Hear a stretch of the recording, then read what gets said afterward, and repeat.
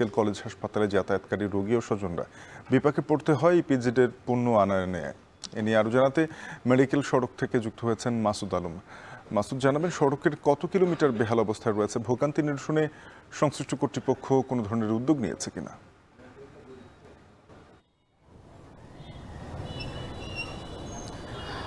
শাপিন, সড়কটি হচ্ছে কুমিল্লার কোটবাড়ি থেকে মেডিকেল কলেজ পর্যন্ত প্রায় ৩৫ কিলোমিটার, প্রায় ১২ কিলোমিটার সড়ক। এই সড়কের প্রায় ৭ থেকে ৮ কিলোমিটার সড়কেরই কিন্তু বেহাল দশা। তবে উদ্যোগ নিয়েছেন এখন সিটি কর্পোরেশন এই সড়কটি সংস্কার এবং উন্নয়ন কাজ করার জন্য কিন্তু ইতিমধ্যেই ঠিকাদার নিয়োগ করেছেন এবং ঠিকাদারও কিন্তু কাজ শুরু করেছেন। তবে কাজ করতে গিয়ে আমরা দেখেছি যে আসলে একটি পাশের কাজ মাটি উল্টিয়ে রেখেছেন, যার কারণে কিন্তু একটি পাশ দিয়ে চলাচল করতে হচ্ছে। ওই পাশটিও আসলে গর্ত এবং খানাখন্দে ভরা। এতে করে আমরা দেখেছি যে আসলে দিনের প্রত্যেকটি দিনের পুরো সময়টা জুড়ে কিন্তু জট তৈরি হচ্ছে যানবাহনের। এতে করে ভোগান্তিতে পড়ছেন এই সড়কে যাতায়াত করা সাধারণ মানুষ।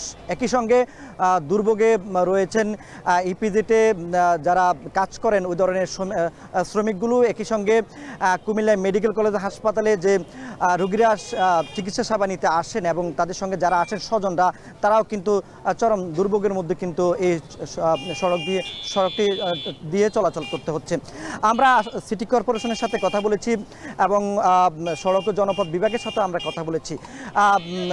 সড়ক ও জনপথ বিভাগ বলছেন এবং সিটি কর্পোরেশন বলছেন যে তারা ড্রেনেজ ব্যবস্থার কাজ করছেন এক পাশে, অন্য পাশে সড়ক ও জনপথ তাদের সড়কটি উন্নয়নের কাজ করছেন। তবে যে ঠিকাদারকে দেওয়া হয়েছে তিনি একটু সময় নিয়ে কাজ করছেন এবং নির্ধারিত সময় যে কাজ শুরু করার কথা ছিল সেটি শুরু করতে পারেনি। এতে করে কিন্তু যে বৃষ্টি আরম্ভ হওয়ার পরে কিন্তু আসলে এই কাজটিতে তারা হাত দিয়েছেন।